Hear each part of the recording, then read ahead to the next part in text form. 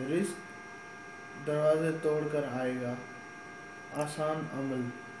السلام علیکم ناظرین، کتنی عجیب سی بات ہے مگر یہ حقیقت ہے۔ دو آمنے سامنے دکانیں ہوں، ایک دکان پر رش لگا ہو اور دوسری دکان پر کوئی گاہک نہ ہو۔ ناظرین، آج تمام قسم کے کاروبار میں آئے دن نقصانات ہو رہے ہیں۔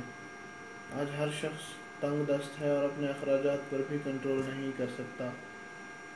اس کے بہت سی وجوہات ہو سکتی ہیں۔ کیا آپ بھی تنگ دست ہیں؟ کیا آپ کو بھی اپنے کاروبار میں کوئی نفع حاصل نہیں ہو رہا؟ آج ہم آپ کو ان تمام مسائل سے نمٹنے کے لیے ایک خاص اور آسان وظیفہ بتائیں گے۔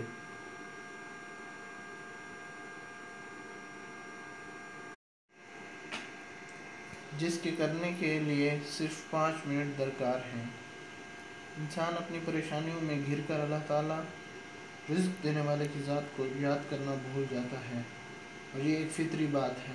اللہ سے مدد مانگنے کی بجائے پریشانیوں کا سامنا کرنے کے لیے تگ و دو کرتا ہے، لیکن ناکامی کا منہ دیکھنا پڑ جاتا ہے، اور آہستہ آہستہ یہ پریشانی ڈپریشن کا روپ ڈھال لیتی ہے، اور اس طرح رزق کی کمی ساتھ ساتھ اور بھی مسائل پیدا ہونا شروع ہو جاتے ہیں، جس سے انسان بے بس اور خود کو کمزور سمجھ لیتا ہے، اور کوئی کام کاروبار کرنے کو بھی دل نہیں کرتا۔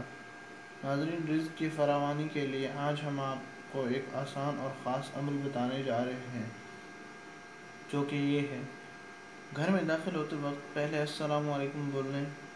کوئی اور موجود ہو نہ ہو، آپ ضرور بولیں۔